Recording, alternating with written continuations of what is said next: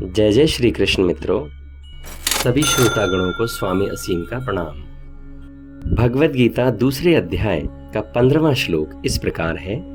यम ही न व्यथयन्ते ते पुरुषं पुरुषर्षभ सम दुःख सुखम धीरम सोमृतत्वाय कल्पते। एक बार फिर से सुनेंगे।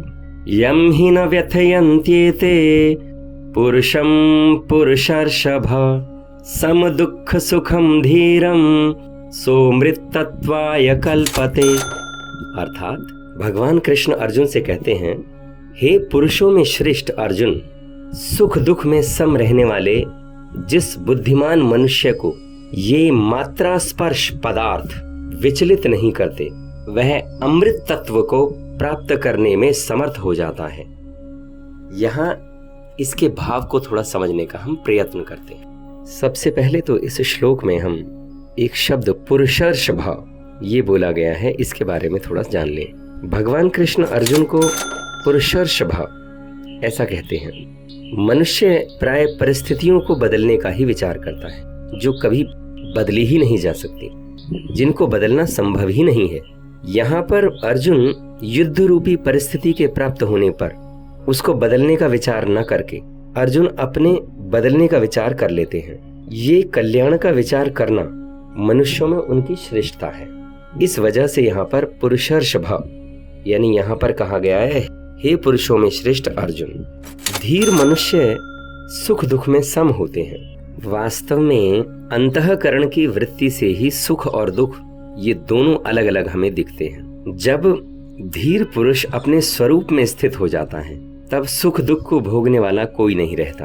अतः अपने आप में स्थित होने से वो सुख और दुख में स्वाभाविक ही सम हो जाते हैं। यहाँ पर ये कहा गया है कि धीर मनुष्य मात्रा स्पर्श, हमने पिछले श्लोक में मात्रा स्पर्श जाना। यहाँ मात्रा स्पर्श का मतलब क्या था? 15वें श्लोक 14वें श्लोक के कॉन्टिन्यूएशन में है और भगवान कृष्ण यहाँ कहते हैं कि धीर मनुष्य को ये जो मात्रा स्पर्श पदार्थ हैं, यानी जो इंद्रियों की पकड़ में आने वाले पदार्थ हैं, ये व्यथा नहीं पहुंचाते।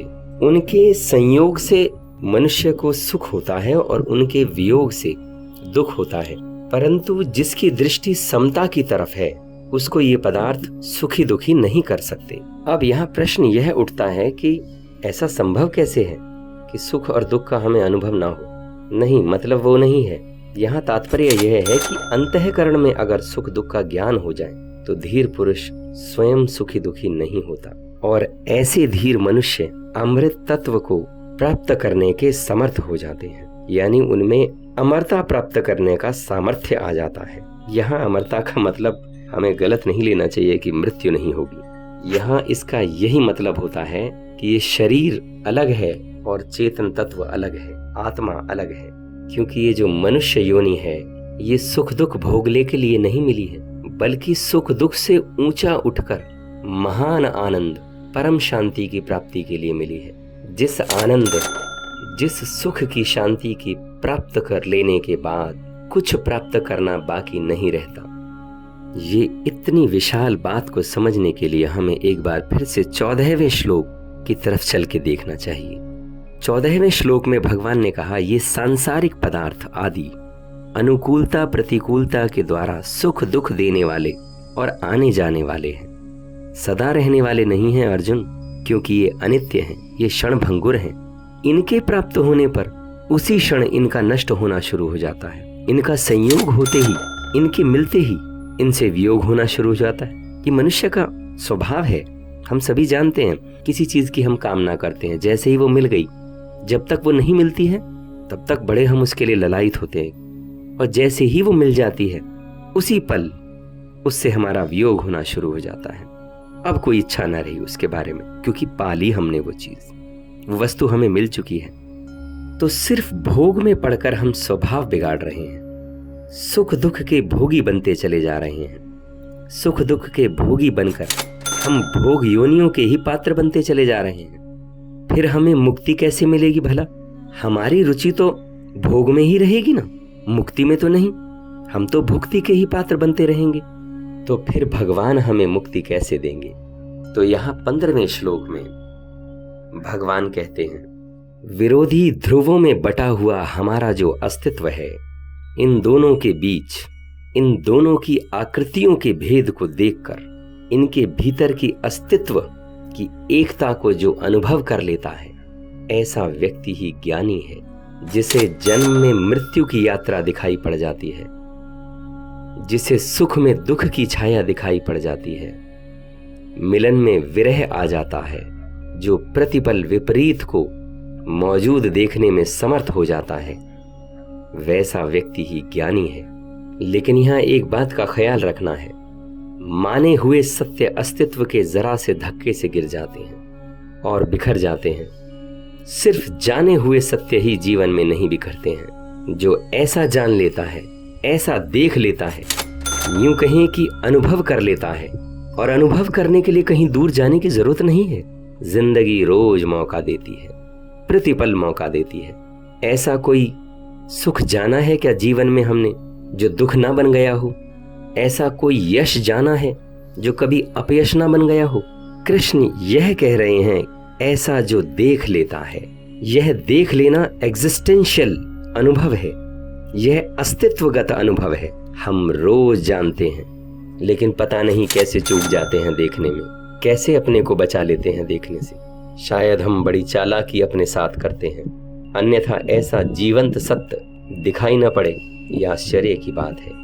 देखो ना, ज्यादा गहरी मित्रता शत्रुता का जन्म देना शुरू कर देती है। और तरकीब हमारी क्या होती है? जब मित्र शत्रु बनने लगता है तो हम ऐसा नहीं समझते कि मित्रता शत्रु बन रही है, हम समझते हैं कि मित्र शत्रु बन रहा है। बस वहीं भूल हो जाती है। जब एक मित्र शत्रु बनने लगता है, दूसरा कोई मित्र होता तो नहीं बनता, यह आदमी दगाबाज निकला। तीसरा कोई मित्र होता तो नहीं बनता, यह आदमी दगाबाज निकला। वह दूसरा मित्र, आप भी उसके शत्रु बन रहे हैं। अब वह दूसरा भी यही सोच रहा है, यह आदमी गलत आदमी चुन लिया, ठीक आदमी होता तो कभी ऐसा नहीं होता। मित्र जब शत्रु बनता है तब हम सत्य से वंचित रह जाते हैं। सत्य यह है कि मित्रता शत्रु बन जाती है, लेकिन हम मित्र पर थोप कर फिर दूसरे मित्र की तलाश में निकल पड़ते हैं। अनुभूतियों के सत्य को, स्थिति के सत्य को हम व्यक्तियों पर थोप देते हैं, फिर नया व्यक्ति खोजने निकल पड़ते हैं। तब मिलता तो दुख ही है, खोजने निकलते हैं सुख।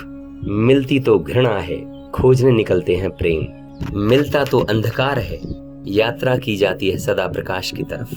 कृष्ण अर्जुन से कह रहे हैं, तू आर पार देख, पूरा देख। और जो इस पूरे को देख लेता है वह ज्ञानी हो जाता है। और ज्ञानी को फिर ठंडा और गर्म, सुख और दुख पीड़ा नहीं देते। लेकिन इसका मतलब यह समझ लेना कि ज्ञानी को ठंड और गर्म का पता नहीं चलता। इस भ्रांति में नहीं पड़ना चाहिए हमें। अगर इस भ्रांति में पड़ गए तो हम सोचेंगे कि उस व्यक्ति में सेंसिटिविटी मर गई है, वो जड़ बुद्धि व्यक्ति है। तो ऐसे भ्रम में मत पड़ जाना। ज्ञानी को ठंडे और गर्म से, सुख और दुख से पीड़ा नहीं होती, ऐसा नहीं समझ लेना है हमें। ज्ञानी को सुख और दुख में चुनाव नहीं रह जाता है, चॉइस नहीं रह जाती, चॉइसलेसनेस हो जाती है। इसका यह मतलब नहीं कि दिखाई नहीं पड़ता, इसका यह मतलब नहीं कि ज्ञानी को सुई चुभाए तो पता नहीं चलेगा, इसका यह मतलब नहीं कि ज्ञानी के गले में फूल डाले तो सुगंध ना आएगी, दुर्गंध फेंके तो दुर्गंध ना आएगी। नहीं, सुगंध और दुर्गंध दोनों आएंगी, शायद हम सबसे ज्यादा आएगी। उसकी संवेदनशीलता हम सबसे ज्यादा होगी, उसकी सेंसिटिविटी हम सबसे ज्यादा होगी, क्योंकि वह अस्तित्व के प्रति ज्यादा सजग होगा, प्रति क्षण के प्रति वो ज्यादा जागा हुआ होगा। ज्ञानी की अनुभूति हमसे तीव्र होगी, लेकिन वो ये जानता है कि सुगंध और दुर्गंध गंध के ही दो छोर हैं। ऐसा नहीं है कि ज्ञानी को पता नहीं चलता क्या सौंदर्य है और क्या कुरूप है, बहुत पता चलता है। लेकिन यह भी पता चलता है कि सौंदर्य और कुरूपता आकृति के दो छोर हैं, एक ही लहर के दो छोर हैं। इसलिए पीड़ित नहीं होता, डामाडोल नहीं होता, अस्थिर नहीं होता, संतुलन नहीं खोता। तो यदि ठंडी और गर्मी का पता ना चले तो कोई ज्ञानी नहीं हो जाता, सुख दुख का पता ना चले तो कोई ज्ञानी नहीं हो जाता है, ऐसा मत मान लेना। सुख दुख का पूरी तरह पता चले और फिर भी सुख दुख का संतुलन ना तोड़ें, सुख दुख का पूरी तरह पता चले लेकिन सुख में भी दुख की छाया दिखे, दुख में भी सुख की छाया दिखे, सुख और दुख आर पार ट्रांसपेरेंट दिखाई पड़ने लगे, तो व्यक्ति ज्ञान को उपलब्ध होता है। इस श्लोक में इतना ही, फिर मिलते हैं अगले श्लोक में। मैं स्वामी असीम आप सभी को प्रणाम करता हूं, मेरा प्रणाम स्वीकार करें। धन्यवाद।